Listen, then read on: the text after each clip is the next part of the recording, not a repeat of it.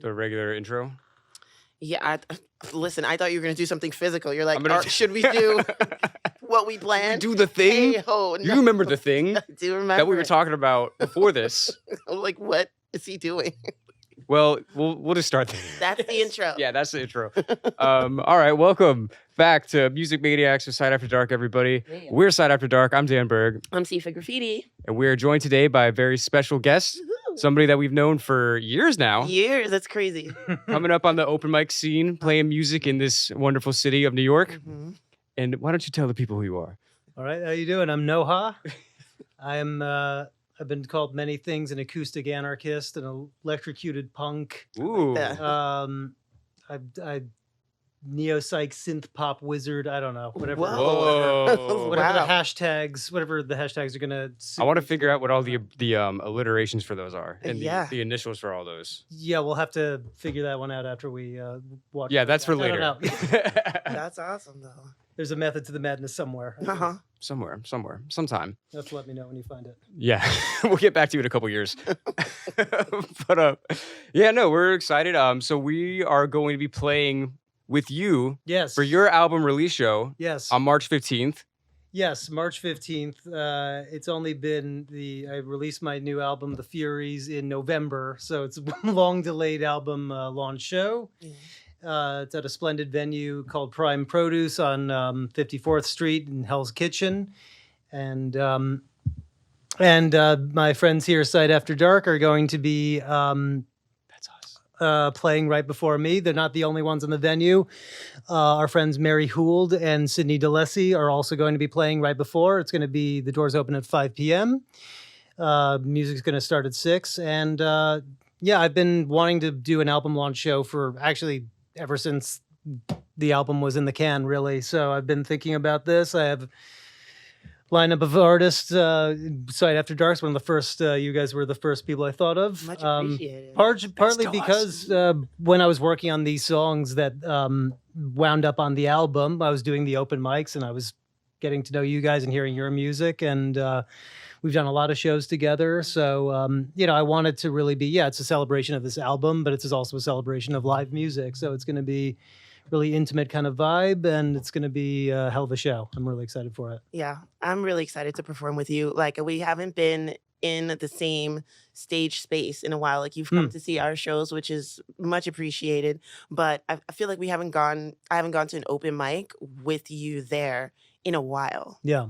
So it would be good to be Time on flies. stage. I mean, when Yeah. you think about it, it's like I said when we started, I'm like, we've known each other for like 5 years now because Uh-huh. we met at the open mics before COVID. Yep. You know what I mean? So that's just crazy to me. Like, it doesn't feel that long. No, I swear we just saw each other at an open mic, but I know that's years ago because it's like that was downtown Manhattan. They don't even have the open mic at that venue anymore. That's right. So Yeah. Yeah.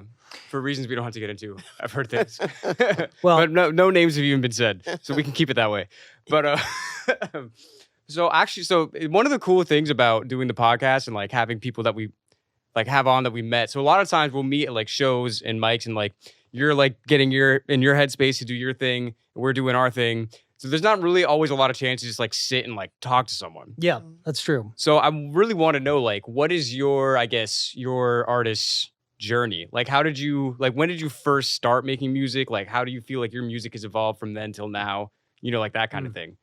Yeah, it's I've been playing guitar and writing music since 2010, 2011. I lived in, this was not the goal. This was not the original dream. Filmmaker was the dream. That was the ambition. I can see that. I think I spent most of my 20s writing scripts and, trying to get people to read them and hoping for the kind of the Reservoir Dogs dream of that the right person reads the script and gives you the money and then off you go. And it was funny. I had a guitar, and the music and playing guitar and writing songs was like the hobby. It was like the afterthought. And it was weird. It was right there in front of me. People were really responding to it more than my scripts. And, you get, I don't know if you guys can relate to this. You have a dream and it's not really panning out and you don't really know what to do. And I was getting really depressed. And then I went on my own journey of self-discovery and healing and recovery and all that fun stuff.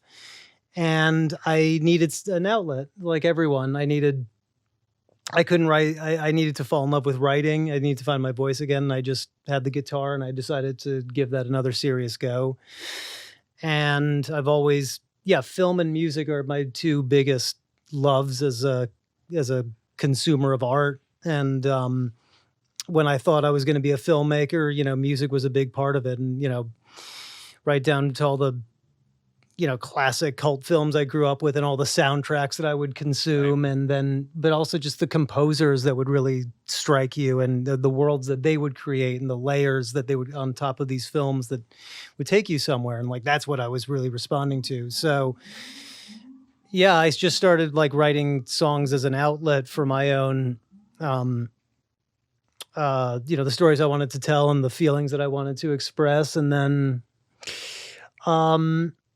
I don't know, I put out one album, an acoustic album pre-COVID called Scenes from a Breakdown, which is it's like it's like a demo album for me. Oh, so that was like your first like music release? Yeah, it was my first release. I'd been writing. I didn't even realize that. Me neither. Yeah. We met you like right when that happened. Like, that as was a musician. You know what I mean? I was. Oh, see, we're already learning things. That was me putting myself back out there. I was doing it like on and off. I just wouldn't take it that seriously. I would just do show. This was this was back in my drinking days too, and I quit drinking like over 6 years ago now. And I don't mind like talking about it because it was a good time. That was the Acoustic Anarchist phase where I was like, I wasn't AA. The lyrics were there because that was the thing. People always like the lyrics. As a guitar player, I was always inspired by the punk movement of the 70s, particularly like in the British punk scene, and then later on post-punk movement. Shout out to Joy Division. Absolutely. They were first I was about to say. So it was like, well, I kind of want to do the acoustic version of that because it's all I sort of had at that point. Right. And, I was very rough with my guitar playing. I didn't, the practice was taking took second fiddle to drinking. So I wasn't always prepared. But, but the shows were fun. Yeah, I think people didn't expect because I'm not it's funny, I don't listen to a lot of acoustic music normally. It's not my go-to setting. There are exceptions to that, like early Leonard Cohen was one of the ones that inspired me. I'm like anyone. I was learning by looking up like Kinks tabs and Leonard Cohen tabs, Kate Bush tabs, and just whatever the open chords, and then eventually getting the courage to write my own songs. Right. And it's like anything. It just took me a while to have I'm really hard on myself and I'm a perfectionist. And so I was writing a lot of songs that weren't very good. And then eventually the songs that made it on Breakdown, songs like Queen Hannah, I wrote that in like 2011, 2012. That's old. All hail Queen Hannah. And that was one of the first ones where I'm like, okay, this is pretty good. People are responding to it. And then Scenes from a Breakdown was like a mixture of old stuff from back then. And then the songs where I was like healing and working on myself and throwing myself back into it. Those are songs where it's a little more songs like Mrs. Burroughs.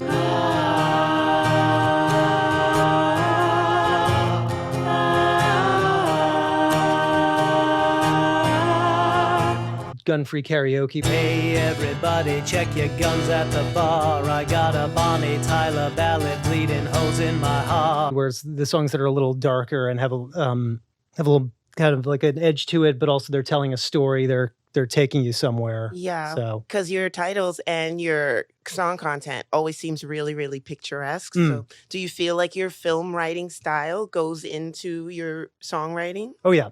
What kind of film were you thinking about doing before?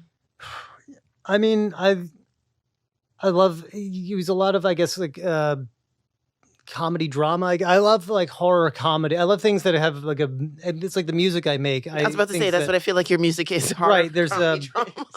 I was thinking about so on the new album, there's a song Delilah Dreams of Violence, which you guys remember from like when we were doing Zoom open mics during the pandemic. Yeah. What did you do with the scissors? I can't snip away without scissors. Yeah, and I that's like when that one. It had a I was interesting cutting. beat to it. Yeah, where I was. Ooh, open mics. What a time. Yeah, well, that was the thing where it was like, let's move up to the next level in this because there's no gigs anymore, so you might as well really let your imagination blossom. So with that song, for example, I actually stole a line from Harold Pinter, who's one of my favorite playwrights, and there's a line about his theater was known as the comedy of menace, which I don't think he liked that phrase very Interesting. much, but it describes his plays really, really well because there's always this feeling of like total unease, and they're really funny, but there's always this feeling of like there's a lot that he's withholding a lot, and you feel like if I know more, I don't want to know more because it's going to be really upsetting. I know just enough that it's like I'm unsettled, but I'm also enjoying this. And So it's one more of the, about what's not being said than what's being said. right, and there's a humor in the kind of absurdity of like what people are like when everything is kind of falling apart. And there's a play called The Homecoming, which opens with a character really abrasively going, "What have you done with the scissors?" And That's the open. yeah, that's how the play starts. He often would start his plays with a question. They got He me. just throws you, They yeah, hooked exactly. me, He throws yeah. you right into it. And you're What like, did what? happen to the scissors? Yeah, what's going on? And it's like, it's again, very quickly, it's a father-son dynamic, and it's like, he hated exposition, he hated all of that kind of stuff. It was like, let's strip it all back to its just basic essentials. So that song is about. This is a good example of like how my imagination, my writing process works, and it is definitely. I think all the screenwriting informed all of that. It was like my training for, all of these different stories that are built up in my head from all these different writing projects. So that's definitely how I'm approaching a lot of the ideas. So there was a documentary I was watching about Britney. It was one of the conservatorship documentaries. There was a few of them out at the time. Mm-hmm. And it was this really, it was this heartbreaking story of this, poor woman being mistreated and, her rights being taken away. And it was actually the photographer when she had the umbrella. And what was amazing was he was telling the story and he didn't seem to have any self-awareness of how he was contributing to her state of mind and what she was going through. And she just said, like, "Don't touch me. Everyone's always touching me." And both of these lines end up in the song. It was just such a heartbreaking, it's like such a human moment. And I had this genuine reaction of like, I wish she had a shotgun instead of an umbrella. Like in a Quentin Tarantino kind of revisionist, like, let's give her that moment. Right. Just in a flash of like, and that's like, there's a song. So now I don't want to, first of all, I don't want to take, it's like, I wouldn't dare write Britney Dreams of Violence, like exploit that situation, especially if it was still going on. Yeah. But also I'm not like a political songwriter in that sense. I'd rather take something like use that as a springboard for like other ideas. So empathy, right? Yeah, so it becomes about, so that's why it's called Delilah Dreams of Violence. And then I think that's where the scissors line comes in. That's my imagination's always going in 5,000 different directions. So I thought, okay, we can use the biblical. Right. So it's all these possible scenarios of violence kind of swirling around. Yeah, and then I'm thinking about the Tom Jones song, where it's the scorned love. Right. And then I'm remembering like he stabs her at the end. It's like, Jesus, it's like, Tom, so Delilah should have her revenge finally. I gotta re-listen to this song. So yeah, that's what I love to do. It's my version of a painting, I guess, because I can't paint at all. But it's like I love to layer the lyrics as much as possible. And I'm thinking about a kind of a scene. It could be like a literal like dialogue, or it could be like a soliloquy, or it could just be like a tableau. And then it's just about the music building an atmosphere around that. So do you see songs more or less as like a vehicle for telling a story? You know what I mean? Yeah. It's sort of how, even the songs that are more intimate and personal, a lot of them, like a song on Breakdown, one of the songs I kind of see as like this helped me level up as an artist was Mrs. Burroughs, because that was a song that's a really personal song that's disguised as about something else. It's inspired by the incident with William S. Burroughs and Joan Vollmer, where he shot his wife doing the William Tell overture thing with glass on her head. If you've ever seen the film Naked Lunch, David Cronenberg film, they recreate it, and it was a scandal. this very dark chapter in his life, and there was a news article where he said, I think, dare I say, maybe even been on the Wikipedia page, but it was the line of like, I have to write my way out. My favorite source. Yeah. Yeah. But he had to, it was this thing that always affected him. And there's a refrain, Our Love's Lost Control, sung by a dear friend of mine, Amanda Mack, from a phenomenal pop punk band, Bad Mary, out in Long Island, who've also come to done shows with me. And she sings the refrain, Our Love's Lost Control, which was there was a William S. Burroughs essay, The Limits of Control. So it's a way of layering it. But it was my way at the time of dealing with a situation that was unfolding in real time. And in those days, it was like early on in my own sort of recovery. And, it can help. That's why we make art, right? Is to deal with these things that are really affecting us. Or, even a song like Kino, Baby.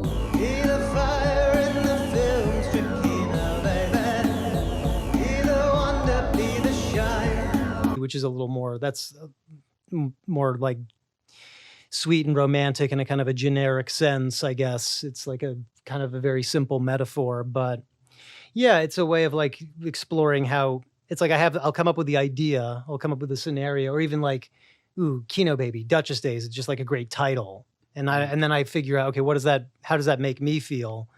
And it's kind of like a journey of discovering what's the story there, and just, letting the lyrics dictate, and then letting the music come in, and then they kind of work together. And then I've got a little bit of a vignette. Right. Did you ever second guess how you express your music? Because it's very, very, I would say dynamic, right? I know it goes Definitely. into like high, like low, loud sometimes. Did you ever feel hindered doing that? Did you ever say to yourself, like, no, don't do it that way? Or did you say, you got to do it this way? Like, how did your musical expression come about? Like, Yeah, it's funny. I used to be really hard on the first album because it's a nice acoustic record. It's what I was capable of doing at the time. It's sort of where my head was at. And I was definitely, and that was around the time that I would have started playing open mics with you guys, and I was just kind of finding my voice, and I was a little unsure of, how do I express these feelings in a way that's authentic? And there's that fear of like, especially with all the nonsense that we have to navigate about like social media and packaging yourself. And I had no idea. I was just trying to figure out just the very basic form of self-expression. And and then I guess I was a little, for me, like I was saying, I'm not a big fan. I don't listen to a lot of acoustic music anyway. So when I put that album out, I was like, it's good. I'm happy with it, but I feel like there's more to explore with these songs. Like I kind of knew even then, Right. like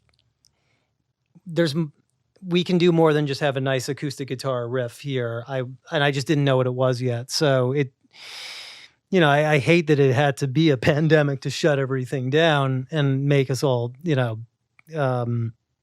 locked, literally locked indoors and just having to go deeper and deeper into our imaginations. But it was just one of those things where there's no gigs, so you might as well explore, the kind of music that you want to write. And I don't know, with the new album, The Furies, it just kind of came about of like, people have always said to me, like, your music's really good, but you need to have a band. And it's like, it's never been for lack of trying. It's just very difficult, to get musicians together. In my case, it just has been. And there was one show where they booked me thinking I was a band. They just said NOHA. And then they were like, oh, you're a solo act. We don't do solo acts. And I'm like, I can make it so it's like a band. So. And they didn't tell you that till you got there? No, it wasn't that bad. The No, way they we were said that, I emailing. literally imagine you walk up like, hey, I'm ready to play. And they're like, where's everyone else? we don't do that. It's just that would be. we don't do that. Sorry. That would be humiliating. No. It was just in emails, and I guess I'd already been thinking about where can I take this, and one of my favorite bands right now that I talk about a lot is Sleaford Mods. It's just two guys in the UK. one guy who does all of the, the singing. It's like, again, even the genres I pick for myself, I feel uncomfortable saying that. I don't like to put labels on things, but it is like a kind of a rap punk, I guess. It's like the spirit of like, the Sex Pistols and the spirit of the Stooges, but it's definitely contemporary because it's got one guy creating these incredible but lo-fi beats on a laptop, and he's almost like this sort of the silent. He doesn't say anything. He's just in the background. The other guy's just all this righteous fury about, and it's like he's speaking about what's going on right now in the UK, like post-Brexit Britain and all of that. But it's that thing of like we can retain the spirit of punk without it having to be that same sound that we've heard a billion times from a billion different bands, which is not at all, I don't say that in a pejorative way, but it's like, let's explore different angles with this. So, well, punk is just an attitude. Right. It's a mindset. Exactly. Yeah. So it's about finding your version of that. So it was like I had like 2 or 3 weeks to just put together these. I looked up what they use and I downloaded Core Gadget on, believe it or not, you can get it on the Switch. Oh. And I got it on, and I swear to God, on the Nintendo Switch, and I downloaded it, and I took my best songs at that point. So it was just like, Duchess Days, Kino, Baby, the stuff that I thought people, and I was just like, I had just to think based on, I love, I already had this love of psychedelic rock from the 60s, that kind of, that tone that you hear from like the Brian Jones era of the Rolling Stones, or for that matter, the Brian Jones Massacre. And then this deep, deep love of like that kind of lo-fi electronic music, or early synthesizers from like the 60s and the 70s. Mm-hmm. So that's why I used to joke in like when I was putting on shows, it's like we're combining Berlin Bowie and the third Oasis album. But now I have to kind of put it in practice. And it was just really intuitive of like, what do I think would go best for these types of songs? And just kind of feeling, again, how does this make me feel? And just going on that journey. Talking about second, so, eventually I'm like, I want to make an album. People are really interested in this. And I mean, I second guess myself all the time on it. It was just because it was really like, I have no idea. Is this good? I'm recording this in my apartment. I'm mixing it. I'm going off of my love of all kinds of music and whatever I'm listening to. And I'm just hoping that this is like, you don't want to be like, the Tommy Wiseau of neo-psych synth pop, just like you're doing everything by yourself and that's the problem. Right. That is an interesting thing. Like, do you feel like more pressure on yourself because you don't have anyone else to like bounce ideas off of? Because like if I say something, if I have an idea, I'm like, hey, how's this? See if it could be like, yeah. And I'll be like, okay, well, we'll just move on. But like if it was just me, I might think it's great the whole time, and I'm like nobody might tell me that it's not. Yeah. So this is the thing where I eventually, and there was part of that ego thing was like, I'm going to make an album by myself, and I'll, I'm going to McCartney it. And then you realize, it took quite a while for McCartney to become that brilliant. They could make his own albums, right? And he a little bit of, it was a humbling experience because, I learned the basics of, audio engineering and mixing. And then I'm just like, to your point, I don't know if this is any good. I needed help. So I did bring somebody in. I have a producer, a friend of mine, Christian Titus, who has worked with me for many years. We used to do a podcast, which we're thinking about bringing back, which was a kind of a sci-fi comedy weird thing. This was, again, I've done a lot of writing before this point, and it was called Sir Callahan. It was kind of like a merge of like Doctor Who, like 70s Doctor Who, and like kind of the wonderful mad era of science fiction after 2001, but before Star Wars, where filmmakers were getting really weird and just letting their, so you get like Zardoz with Sean Connery, where you just, if you don't know what that is, just look that up to know what I mean. Crazy. Yeah. I think I've seen still pictures. Like I have pictures in my head of what that is. It's wild. And all I'm going to say is it's the thing that Sean Connery did right after James Bond. And if you think about, like, just imagine when you look it up and just like, imagine if Daniel Craig did that tomorrow. Okay. But at any rate, this was, that was another good example of something where we were doing a podcast of like radio plays, and I'm writing these weird ideas. Like, I need somebody to help me make this a reality. And I had, somebody to go on the adventure with me. And so we're thinking of bringing that back. And now that I've learned more about composing, but anyway, that's another story. But I reached out to him because I was like, I needed help. I needed advice on like mixing and mastering. And I eventually got to a point where I was like, you know what, I could be working on this for another 10 years. Because what I started to do, this was how I learned making, about music production by making an album, which I would recommend to anyone. Mm-hmm. Don't take a course, just make an album and make all of the mistakes and drive yourself mad and threaten to quit and delete everything and never make music again. And then go back the next day. And then you go back to those mixes. Because I was putting like arbitrary deadlines. So I got to put like the first single out, and then as a result, I was rushing it, and I was putting singles out, mixes out that weren't ready and had a lot of issues, and that's why. And because I was all in my head, and I just wanted to get it done rather than get it great. So that's when eventually bringing that is kind of a cross that I've chosen to bear, is that I'm very independent. It's like, I can't get a band together. Well, screw you then. I'll do everything myself. I'll be my own band. Right, exactly. And then you get to a point where you're like, I need help on some things. Right. And that's okay. So it's about, okay, you bring the people in that you can trust, who support what you're doing and like what you're doing, but they can also steer you in the right direction and tell you what you're doing wrong. Mm-hmm.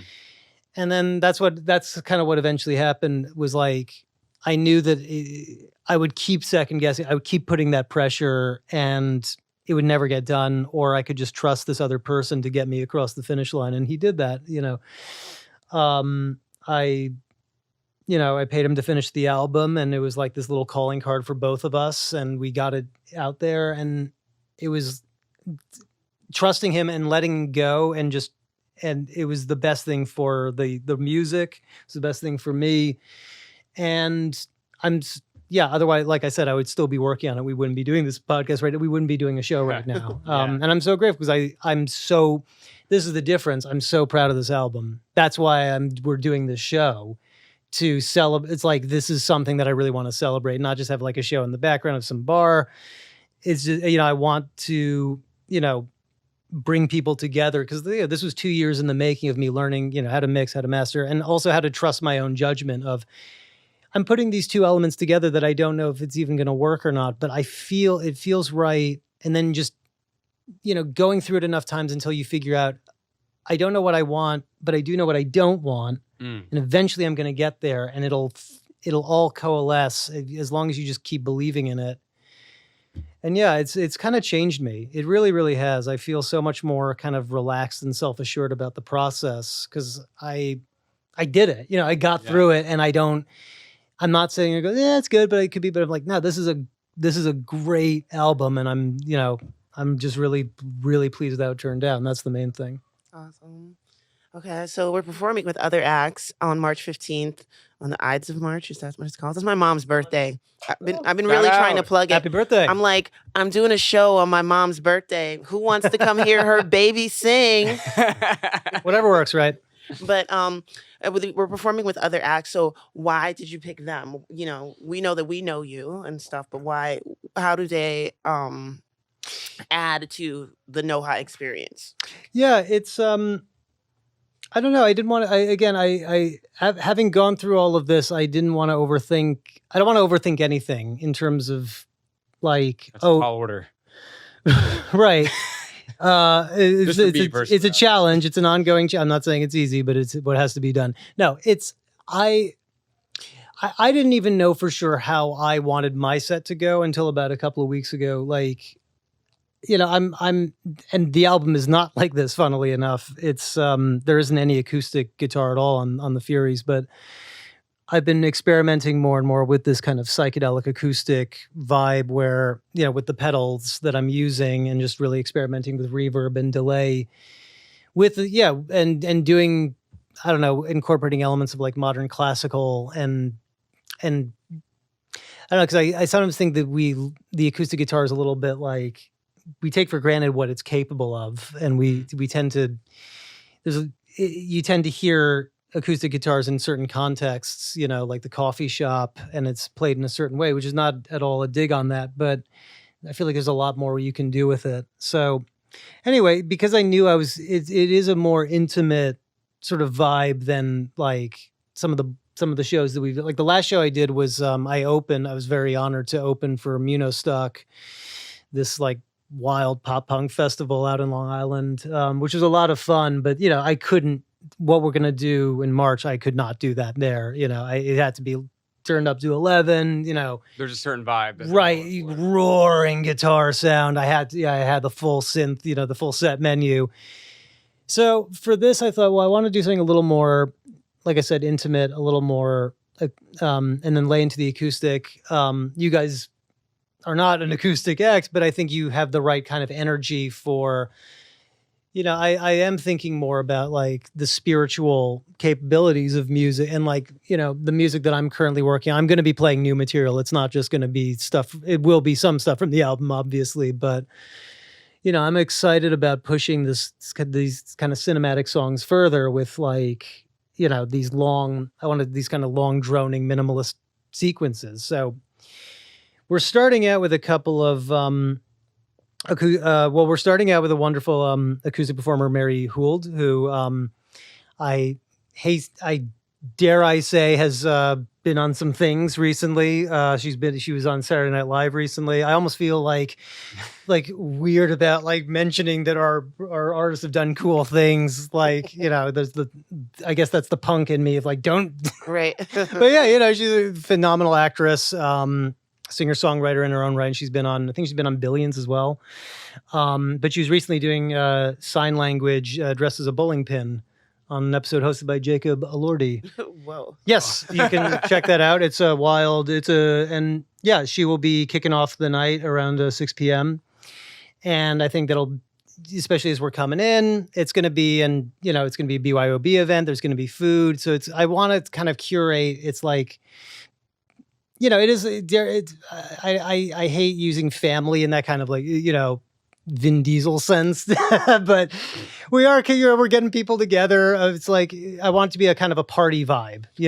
We'll hang out. We will, and I think she'll start out, and then we'll have Sydney DeLessie, who's gonna get us into. She has a little more of that like that kind of that reverb sound that's very in vogue right now, but it's also, I think, will set the tone for it'll be like a appetizer for what's going to come later on in the evening. You guys will kind of kick it up a notch, really get people's energy going. And then at 9 p.m. I will take over and we'll really get things vibey and spacey. And I dare say, I do recall you have some kind of competition involving edibles. Yeah. I don't know if I would call it a competition. Maybe we could make a competition out of it. We like to throw edibles at people during our shows. Yeah. I love that. Throw them out to the crowd, not like. Maybe we need to if you're gonna bump up all the trippiness on your set, maybe we need to get extra edibles. Just throw them to all corners of the room. That'd be funny. Mm-hmm. Yeah, no, it's just I think all of you, it's like you're similar but different. Your energy is similar but different. I think the first two acts, Sydney in particular, have much more of a chill vibe, which I think will be great for people coming in. It's it's Friday night, it's after work, it's spring is starting to set in, and then. But I think the energy levels will definitely need to be taken up a notch, and then we'll do you're a more spirit, keep rising that elevating that spiritual plane, and then I'll just keep taking it as far as I possibly can. So we're gonna lace our edibles with cocaine. Not just say to that. bring the edibles, just to bring the energy up. We need the energy. I mean, and the no, that's not. Say that. Yeah. I didn't say that. No, the edibles are fine. Don't worry. There's more than enough more than enough caffeine. Yeah, that you guys will be. Yeah, no, it's gonna be. Honestly, like I said, I don't know. It was just like I just wanted to get a good mixture of unique artists who are storytellers. I think maybe that's the common thread. Okay. I think you guys are storytellers in your own way for sure. And I was watching an interview earlier with one of my godlike figures, Brian Eno, and he was saying that the role of an artist is we're creating little worlds for people. Whether it's in that world could be a comedy sketch like we were just talking about. It could be a book. It could be a song, a movie. We create a world for people to go into, whether it's, just to laugh or to, be entertained on a very basic level, or it's to feel something more deeply in your soul, whatever the case may be. So I just, I wanted to think about the artists who I've seen in open mics, like whether it's Sight After Dark or Sydney or Mary, and who have left me with that feeling of like, oh yeah, I've stepped into a little world that only that artist could have created. Cool. And I think that's the little bit of the variety. I don't know if any of that made any sense, but Yeah.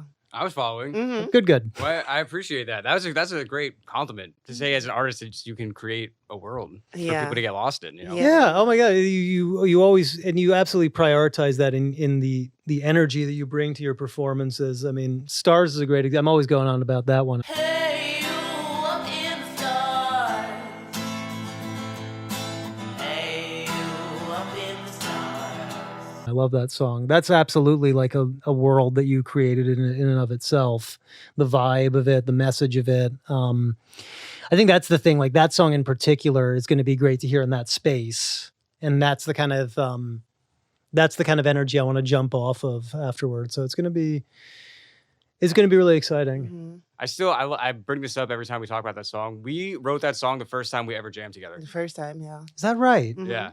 That's really beautiful. That makes sense. I feel like it's your anthem in a way. It's what I think of when I think of you Whoa, guys. we have an anthem. Look at that. Huh. It's your champagne supernova. Oh man. Whoa. Oh man. Whoa. Ooh. Well, You it got is in the the words. stars. No. Champagne Supernova in the stars. There you go. Uh-huh. We can make a mashup. There you go.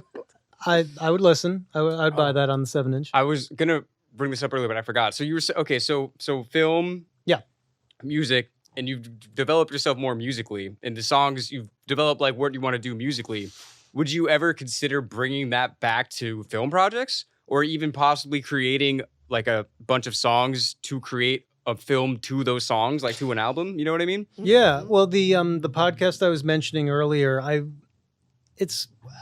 don't know how much I want to say because these things are always in the early idea stage. But we Christian and I, we want to bring that world back. We kind of want to rebrand it a little bit.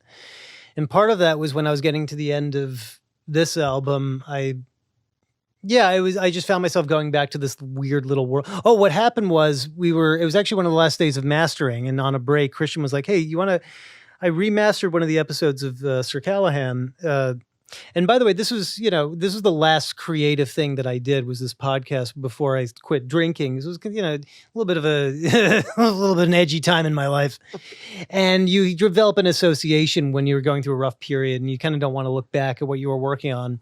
It was this kind of beautiful moment of like over the summer, I was listening to this thing at that, where I was doing all these mad voices. And again, it was another great example of, I have this idea in my head for this radio play / whatever podcast. Is this going to be fun? Is this going to work? All these years later, listening to it, laughing my ass off. I almost felt guilt. Like, is it okay to laugh at my own material? But it was really funny. And I was like, I whatever darkness was going on at the time, I just wasn't occurring to me. And it made me think maybe there's a future in this. So around that time, I started thinking about like, what if I did like a rock opera stage show? Like, like if you ever saw like when the Who would perform Tommy, like when it would the Isle of Wight is one of my favorite, like to get me psyched up before a show. When it was just like the four of them were just this absolute unit of a band, and like they didn't need. Totally They have some moments, yeah. Yeah, and they didn't even need like a full orchestra. It was like the four of them just brought it. Like that Isle of Wight, they played like 4 a.m. or something crazy, and get a bunch of hippies like Shout out to to pay Keith Moon. attention. Yeah. Shout out to Keith Moon. I just want to say that. Keith Moon and John Entwistle, the absolute That's a good one. tanks, the two of them. Yeah. But yeah, Ox. Very true. the Ox, absolutely, yeah. But anyway, yeah, or not just like any of those kind of like artists who blend Wall. theater. Yeah, The Wall, absolutely. That's the other standard example. So yeah, I was thinking about like a rock opera called Intergalactic Freedom Fight, and because the character was called the Intergalactic Freedom Fighter. IFF. Yeah, IFF. So that might wind up being how we rebrand the show. And yeah, I've just been writing, like, I have little ideas for songs, thinking in that kind of like theatrical, like the Kinks actually had they had a few goes at rock operas that they were much more theatrical, embracing like the British music hall tradition. What were those? Preservation was the big one. Those have some really good songs on it. They're deep cuts from the 70s, but I think of Jethro Tull too. That's Yep, the image yep. I have. Like, remember the Minstrel in the Gallery video? That was Yes. good. Yeah, they're like 4 puppets on stage. Like, you feel like you're watching some type of theater. yeah. You know? Theater. Yeah, I love Aqualung, Thick as a Brick. Those where it's like I like that kind of loose thing where it's the idea of like writing songs where it's telling a loose. You don't have to like The Wall is so much like it's telling a story. You have to like the songs are so directly connected. Right. What I'm thinking about would be more like like a soundtrack to your point. So I don't know. We were thinking about maybe doing like a web series where we remaster the rest of the episodes and animate them, and then so I'm thinking about writing new works. And I don't know. Yeah, I'd love to write a movie about. So I think that was the thing. I had a lot of time off from writing like scripts. You know, I had a lot to go at theater as well. But now I think I'm in that space again where. And that's the thing. I'm thinking about music later on down the line. You know, I'm one of my big heroes. I go on about a lot of Scott Walker, who not that one, who I glibly call is I glibly say is David Bowie's David Bowie. He was the guy who kind of inspired him to take it out there. There's a fantastic documentary called 30th Century Man that Bowie produced about him. You know, this extraordinary tale about this. You know, he was in the Walker Brothers, who, you know, in the mid 60s, who were this huge boy band, American singers over in the UK, bigger fan club. They had more members in their fan club than the Beatles at the height of it. And Scott Walker was like, he was, dare I say, the kind of Harry Styles of the group. But and then eventually he started putting out his own solo albums that really, really inspired me. His first, Scott 3 and 4 and in particular. And then eventually, I won't do the full story, but he like disappeared. And he reemerged as this like avant-garde composer, and his later albums, he went out there. These songs that are like, he has one song on an album called The Drift called Clara. The outside is green. Which is about Mussolini's mistress who died with him. And it's like 12 minutes long. And it's like, if you're not in the right headspace, it's scary. It's like a horror movie that you have to imagine the scene in front of you. He was another one where he just became more and more interested in like, how much can we strip back until it's almost like there are just long silences and the vocals are just cutting through, and it becomes like a theater piece. So I don't know. I think that was the thing with the Furies. I gave myself permission to really color on a broad, bright canvas. Whereas for the first album, I was insecure. You know, I was like finding my voice, and I didn't want to push myself forward too much and fall flat. And then eventually I just went, oh fuck it. You know, I just, like. That's that punk attitude. Right, exactly. It was like, we only live once. It's so, also, you know, I'm mid-30s. I'm, you know, middle-aged white guy. Like, it's like I'm not going to suddenly become Taylor Swift levels of famous, you know. Would you want to be? No, well, that's the other thing. It's not what I'm shooting for anyway. So you just realize like the joy in just the process of making your art that's what I kind of just fell in love with. And then this album coming out and getting really lovely reviews and a lovely reaction. I don't know. It was a real turning point for me, and I just want to keep exploring that as much as I can and see where it goes. So yeah, I'd love to see. And I've even like the filmmaker friends I know, I've already like, I guess you need a composer anytime soon. Like I'm dropping those kind of hints, but yeah, I'd love that. I'd love that opportunity. Have you ever just like as a more or less like a songwriting exercise, have you ever thought about taking like an old script, something that you wrote way long ago, and trying to put it to music? Or like, you know what I'm saying? Oh, okay. Or like turning that, or like cutting out just a piece and making that a song, or at least attempting to, just to see where it brings you, you know? I have a song idea, a little bit. Mm-hmm. I like the idea of actually just taking a scene. That's a cool idea. I might dig around in some of my old scripts to see if there's mileage in that. Like actually take the dialogue and put it to music. That's a nifty idea. Thank you. Yeah. Right, I do you can feel but the film strong with him, right? I can feel it. Like, he'll definitely come back. It's Or- well I feel again. like I you're don't. playing the scene in your head right now. Well, it's my way in doing this is like I took a few music theory classes in high school, so I do have a lot of, and I have a real love of like like I said, modern classical music, a lot of minimalist composers, Michael Nyman. I recently got into Julius Eastman. But because I immersed myself in film for so many years, it's sort of what I know. So like when I'm thinking about the songs, it's like the lyrics are kind of like the script, and I'm just figuring out where the scene is going. And then it's just becomes a matter of like, okay, so what, how are we going to film this? Or what would this look like? Mhm. What's the picture in my head? And then if I'm lucky, I've got a song already written, and then I can just feel it out. But more recently, it's like I'll start with the lyrics, and I don't really know what the ending is. And then I pick up the guitar, and then I got like, ooh, I'm now singing it. I'm like, ooh, this is good. Now I know where it's going. Duchess Days was kind of like that, little by little. So, but anyway, to go back, I think when I got to I started thinking about like some of these old film ideas and like that I could adapt them into songs. Again, I'm paranoid about like sharing some of them, but there's a few. I have believe it or not, I have an idea for a Christmas song. Not like in this intense what we've been talking about, but like something closer to. I love that song "Just Like Christmas" by Low. I've been listening to that around the holidays. It's just really melancholy, sweet. You can listen to that those wonderful songs. They just happen to be set at Christmas. Okay. Fairy Tale of New York is just one of the great masterpieces of songwriting. It just happens to be written set at Christmas time.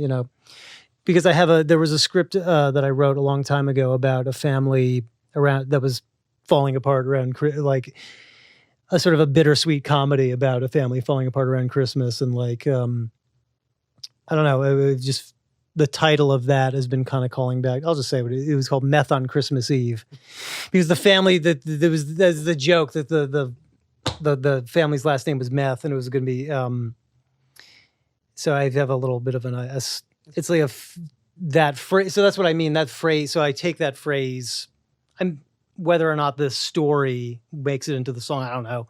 Right. But I can use that as a springboard, and I have a little because it is a funny kind of darkly comic phrase, but I have a sweet, like, I want your meth on Christmas Eve. There's a sweetness to that. There's also, you could take that a lot of different ways. So let's just say, yeah, I'm kicking that around in the idea stage, but yeah, I don't know. I'm still learning what my process is. So. And that's part of the process. That's part of the process. That really is. And it took me such a long time to embrace that. I was so goal oriented of like, get the singles out and get the album out. And then at a certain point I just went, hey, that's why like I had all these single mixes out that I wasn't thrilled about. And then I just woke up one day, I was like, just take them down and then get them right and then put them back up. And then when the album is on course, and then and that's what I did. And I was like, it was this weird thing of like, oh no, but then I'm taking down my content, and it's gonna affect the algorithm. Like, right? Who cares? You will get it to the level that you need to get it at, and that will be worthwhile. And then, because I can't share my music I'm not gonna share it if I'm not crazy about it. But I had to get it to the point where I was crazy. But like if I stumbled upon it by accident, I'd be like, right. That's what you want it to be. Like when I finally dropped the album, like I didn't want to go anywhere near it for like a month, obviously. And then, I'm submitting it for blogs, and then I'm like listening to it on low volume for the algorithms. And then I'm like, maybe I'll actually listen to some of it. And then I'll be like, this is good. I like the album mix of Duchess Days better than the single mix, but the single mix is all right. And I'm nerding out about like my own music the way that I do it about like, do you prefer the single version of like this, to the album version? And it's that moment where you take a step back and go like the inner child, right? The person, the young NOHA who wanted to just like write something and connect. It's like, that's what you want. It's the moment where you feel good about, because people are always going to be nice to you about what you put out. Yeah. And that's great. And I really appreciate that. And they're like, but your music's so good. Why are you being so hard on yourself? It's like, because it's not what I hear yet. Mhm. Yeah. And sometimes you don't ever get that. And it's like, so when you do, it's like, you gotta celebrate that. And again, that's what the show's going to be about. It's like, celebrating what we can do. This gift of being able to, I don't even know where this comes from, to be able to catch these songbirds and then release. But I'm doing it while I can. Yeah. I had a friend that hated open mics for that reason. Mm. It was like, because they're supposed to clap for you and they're all going to tell you that it's good and you should keep going. He's like, I hate going there. He's Interesting. Like, I want to know what my music sounds like. I feel I feel that because I've always I'm trying to think of a way that I say this without sounding like a dick. I've always appreciated strangers telling me something was good better than like people that I know. Yeah. Because I know that my friends are gonna be like, "Oh, great job." But if it's like if I don't know you and you don't care about me at all, Mhm. and you went out of your way to say, "Oh, that song really meant something to me," I'd be like, "Oh, Yes. maybe there's something there. Right. Who knows?" Right. That's what was. But I still appreciate my friends. Always, yeah, no, we need that, especially when when we're feeling down about it. Encouragement, everything. Absolutely, but to your point, like when I was first starting out, way back, and yeah, I was not the best musician in the world, and we were, you got to start somewhere. But whenever somebody would be like, "Hey, your lyrics are really good. Did you write that?" It's like, oh, okay, that was like you should keep doing this. Mhm. It's funny with the open mic. That made me think because I'm gonna perform Duchess Days, which is one of the singles. But you guys were at an open mic that I performed about a year ago, where I did this song it's kind of become like it'll be on the next album, but it's become the unofficial, like the follow up to Duchess Days, where it's like a lot of these more the romantic songs I've been putting out, or it's like.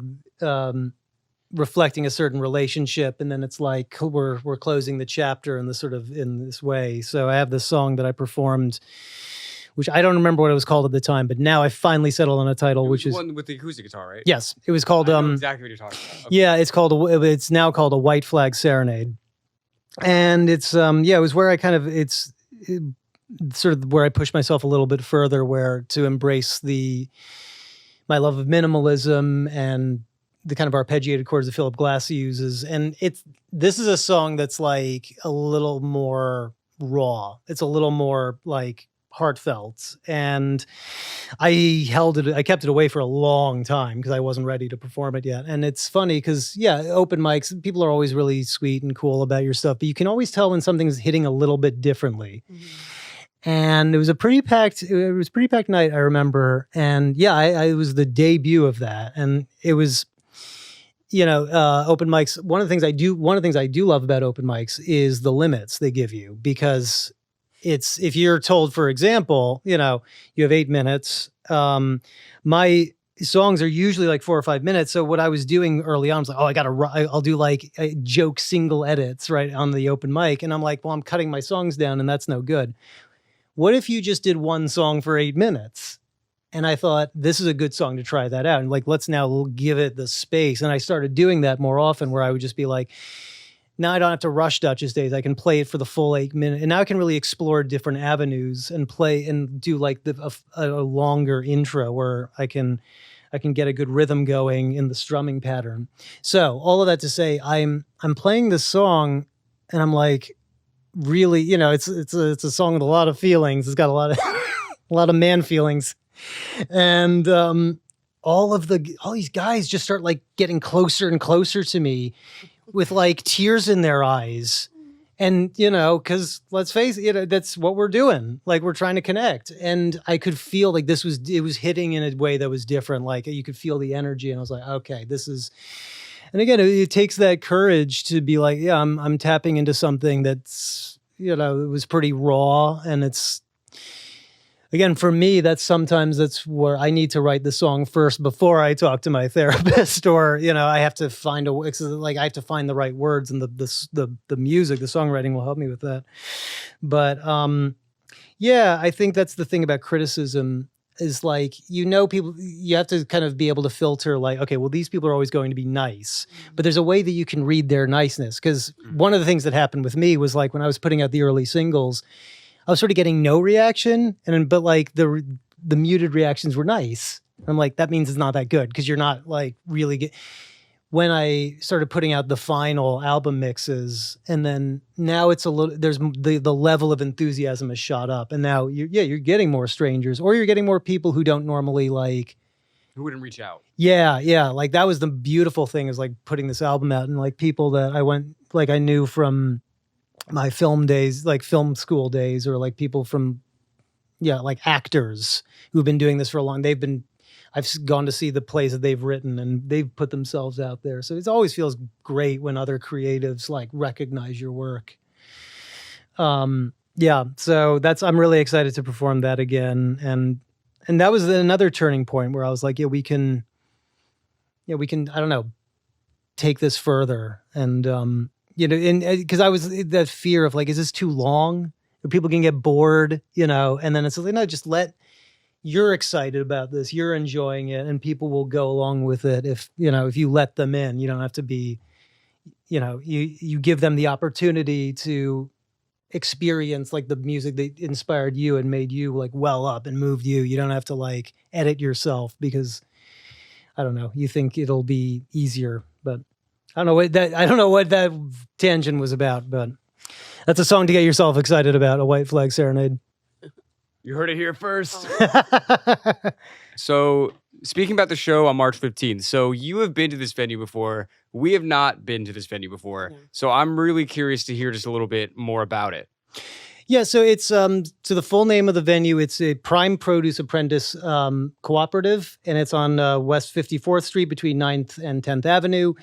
I will be honest, I mean, I know the people who are running it. I don't know everything about this venue, but I do know that it is a space that is designed for, their mission statement really is to, I guess, bring about these kind of events for people. So they do everything from like live music to they do symposiums. They do like, wedding receptions, like any kind of, it's just a kind of a space for events.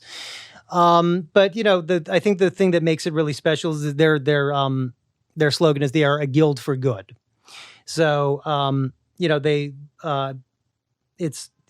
of the things about it, their mission statement. It's there's it's a lot of stuff about like doing good for community service, and I think that's one of the reasons that I selected them specifically is because it's. They're giving us the space to put on the show that I want to put on. Mm-hmm. It's not, they're not taking like a massive cut from what the artists are going to be making, such as yourselves. There's going to be food. There's going to be catering. It's, there's going to be Jamaican food, I believe. It's gluten. There's going to be gluten-free options. There's going to be vegan options. It's BYOB. So, you bring your own party, get your own festivities going, and whatever is going unless to. You get edibles from us. Unless you get edibles from them. Come to the show, you might get free edibles from Sun After Dark. Yeah. But yeah, they Prime Produce Apprentice Prime Produce Apprentice Cooperative. They call themselves a radical experiment in sharing, collaboration, relationship building, and placemaking. Part of the Prime Produce Collective, an ecosystem of friends, family, and neighbors who cultivate the craft of community service. If you want to learn more about them, I would say visit their website, primeproduce.coop, so primeproduce.coop, in other words. All of us have put up flyers for the show on our Instagrams, etc., and we've got the Prime Produce logo. It's got the address. This is a really special venue. They are very much, they're a scrappy little organization, but they're a newer community. I've actually seen a live stream. Yuko Kudo, who's one of the who partly runs is responsible for letting us do this show.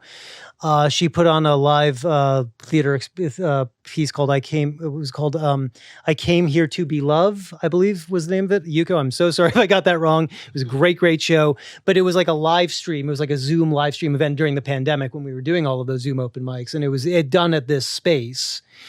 So they're like, they've done like, screenings there. They've done all sorts of things. So it's going to be, but this is like I said, this is a show that I'm putting together. I've booked all the artists.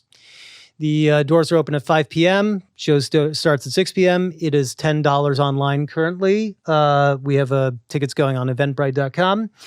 But at the door, it'll be $15. But like I said, all proceeds are going directly to the artists. And they have this is good. a really phenomenal organization. They have more information on the website about how you can become a member and support their organization. They do lots. I think they do like yoga classes. They got a little bit of something for everybody. So All right. Well, there it is. Come through March 15th if you're in/around New York City. And even if you're not, come hang out. Come fly or drive or take a boat or maybe a kayak. I don't know, however you want to do it. And yeah, we'll see you there. But until next time, we're Side After Dark. This has been another episode of Music Maniacs with Side After Dark. Thanks for being here. thank you so much for having me. See you guys. I'd give anything